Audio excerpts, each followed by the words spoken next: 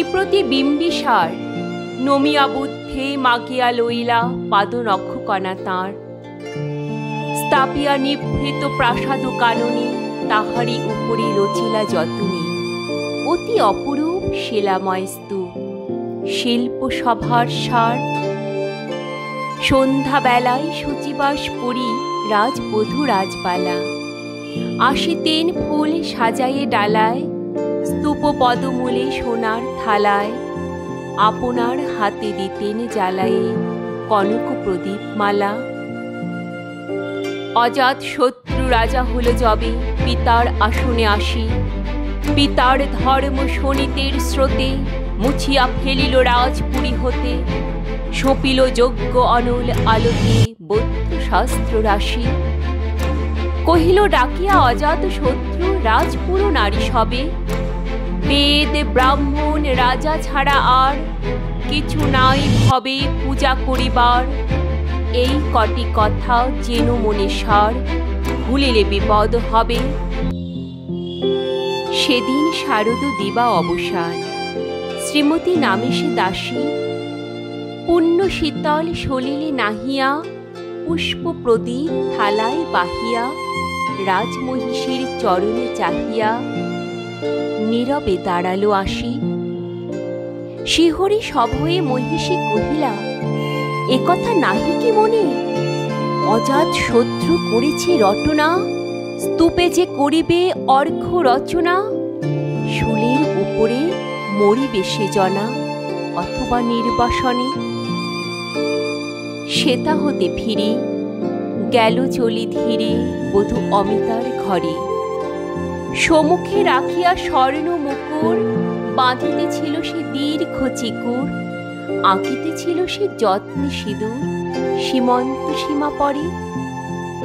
শ্রীমতীরে হেরি বাঁকি গেল রেখা কাঁপি গেল তার হাত কহিল অবোধ কি সাহস বলে এনেছিস পূজা এখনই যা চলে।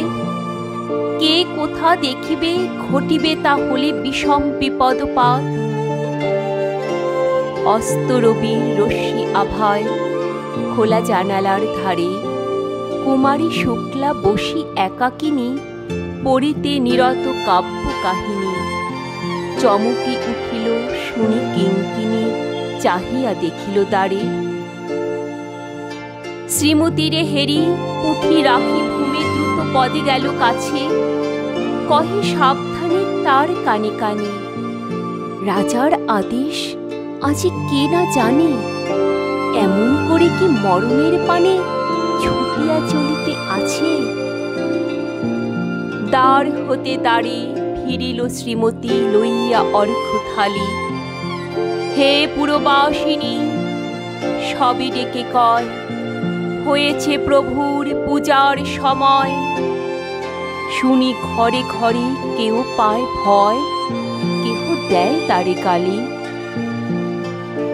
দিবসের শেষ আলোক মেলালো নগর সৌধ পরে পথ জনহীন আধারে বিলীন কল কোলাহল হয়ে এলো ক্ষীণ। আরতি ঘণ্টা ধ্বনিল প্রাচীন রাজ দেবালয় ঘরে। শারদ নিশির স্বচ্ছ তিমিরে তারা অগণ্য জলে সিংহ দুয়ারে বাজিল বিষাণ বন্দিরা ধরে সন্ধ্যার তান। মন্ত্রণা সভা হল সমাধান দাড়ি ফুকারিয়া বলে। এমন সময়ে হেরিল চমকি প্রাসাদে প্রহরী যত।